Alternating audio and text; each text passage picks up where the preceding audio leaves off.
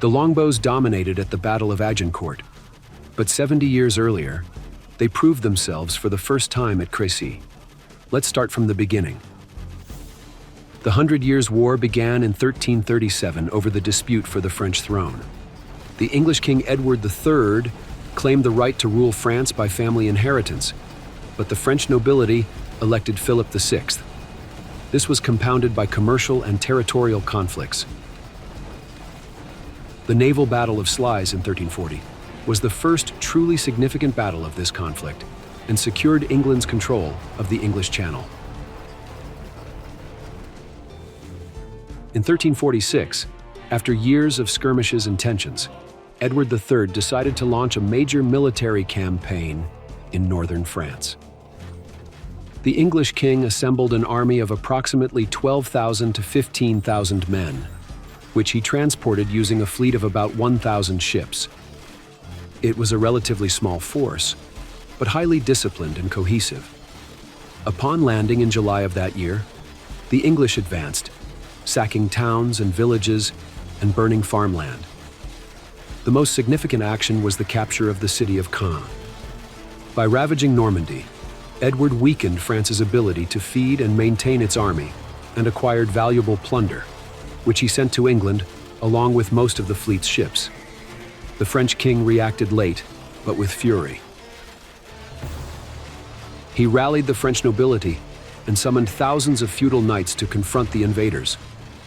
Upon reaching the outskirts of Paris, the English realized the danger and began a retreat northward, seeking to cross the River Somme and return to the coast. The French gave chase. Their plan was clear: to cut off the English retreat and destroy them before they could return to their ships.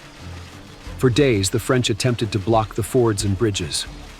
The English army was nearly trapped, but finally managed to cross the Somme at Blanchetaque after a fierce battle against the troops guarding the ford. Exhausted, laden with plunder, and pursued by a superior army, the English finally halted near Crécy. There, Edward decided to stop fleeing. Aware of his numerical inferiority, he carefully chose the spot where he would await his enemy. At dawn on August 26th, Edward took up positions on a hill, his right flank facing the River May and the village of Crécy, and his left flank facing Waudecourt. The terrain sloped downwards on both sides, further strengthening his defensive position. In front, the land descended in a gentle, unobstructed slope. The English army was divided into three corps: the right, commanded by his son, the Prince of Wales; the center, under the direct command of the king; and the left, protecting the most vulnerable terrain, commanded by the Earl of Northampton. In total, it comprised 2,500 men-at-arms, 7,000 archers, 2,500 light cavalry, 3,000 lancers, and some bombards. The English men-at-arms fought on foot, an unusual tactic for the time, but one that increased the stability of the defensive line. Longbowmen were positioned in a wedge formation ahead of the infantry, creating areas of crossfire.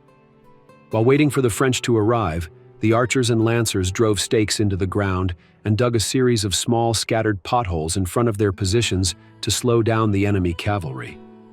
The English equipment, supplies, and horses were stored in a wagon camp near a wood behind the battle line.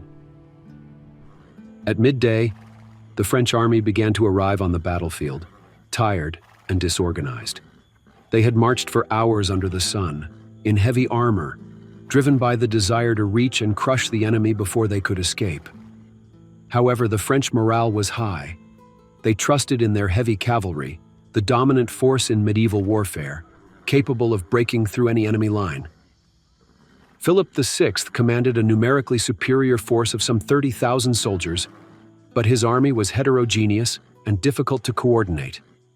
It consisted of approximately 8,000 heavy cavalrymen, the pride of France, 4,000 Genoese mercenary crossbowmen, and at least 15,000 auxiliary troops from various regions.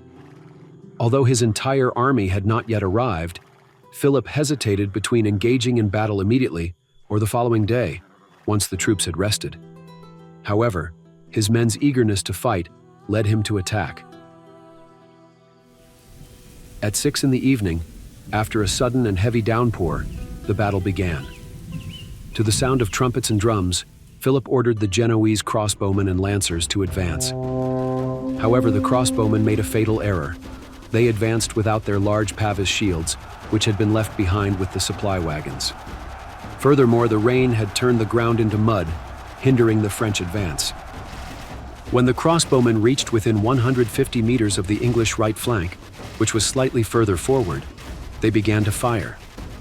Their shots were slow and inaccurate. The rain had soaked the strings of their crossbows, reducing their range and rate of fire. The English, on the other hand, had been able to stow and keep their bowstrings dry, and once mounted, they could fire much faster than the crossbowmen. Under a continuous storm of arrows and the fire of English bombards, the crossbowmen and lancers were vastly outnumbered. Suffering heavy casualties, and seeing that they would not be able to break the English lines, they broke ranks and began to retreat from the battlefield. Behind them, the French knights, under the command of the Count of Alençon, pressed forward and, impatient, launched a charge up the muddy slope, running over their own retreating infantry in the process. This caused more deaths among crossbowmen and lancers, and also disrupted the cavalry charge. By the time they reached the summit, the knights had suffered heavy losses and were exhausted. The English men-at-arms advanced and attacked the survivors, easily defeating them. The Count of Alençon himself was mortally wounded, and the rest fled.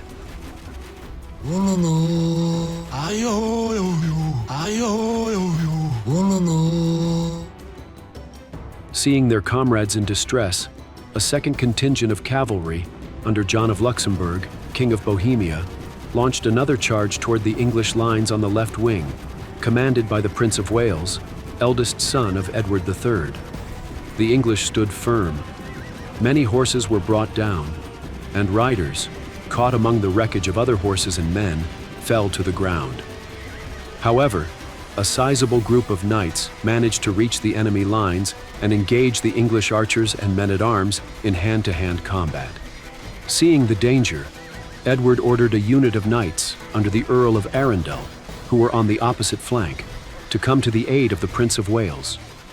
These reinforcements attacked the French flank, and after a fierce fight, John of Luxembourg and most of the French cavalry were unhorsed and killed.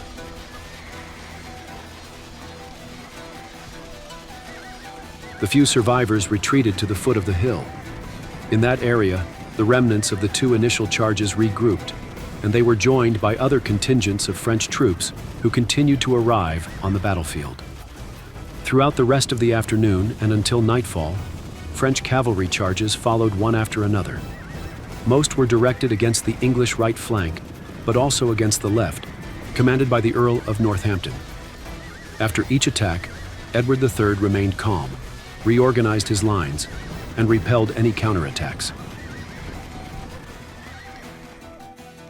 The archers were able to maintain their rate of fire thanks to supplies of arrows received from their camp.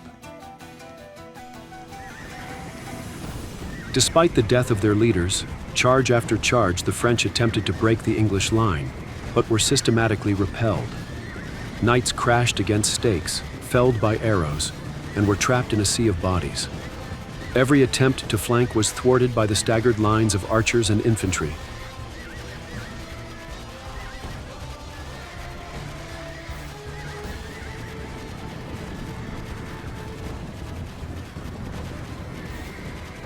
As darkness fell, Edward ordered his horses brought from the baggage camp and his knights mounted.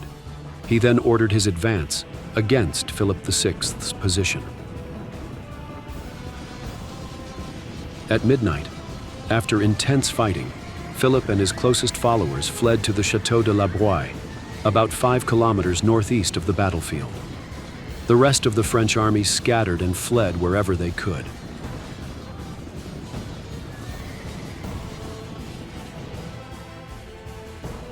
Throughout the rest of the night and until dawn, the English looted and burned the French supply wagons, killing all the wounded French they found, but not pursuing those who fled. Edward believed that French troops might still arrive and wanted to be prepared to meet them. The following morning, a contingent of 2,000 French militiamen, escorted by Count Louis de Blois and his brother-in-law, Duke Ralph of Lorraine, arrived at the site, unaware of the battle's outcome.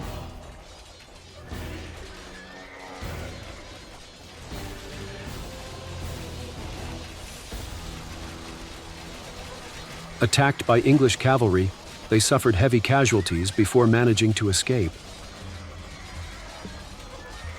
It was then that the English realized the extent of their victory and began identifying the dead among the French nobility. Between 1,500 and 2,000 aristocratic knights fell in battle alongside some 10,000 infantrymen. English losses likely numbered in the hundreds. After resting, the English continued their advance north to resupply on the coast. Edward learned that he had lost Caen to the French, and despite his great victory at Crécy, he realized that it would be very difficult to retain control of Normandy, and decided to besiege Calais, a coastal city near his Flemish allies. After months of siege, he managed to conquer it, turning the city into a base of operations for the remainder of the war, as it would remain in English hands for more than 2 centuries. The 100 Years' War continued, but Crécy demonstrated that strategy, discipline, and preparation were more important than numbers or brute force. Beyond a military confrontation, it was a historical turning point, where planning, tactical intelligence, and technological innovation defined the fate of entire armies and changed the course of medieval European warfare.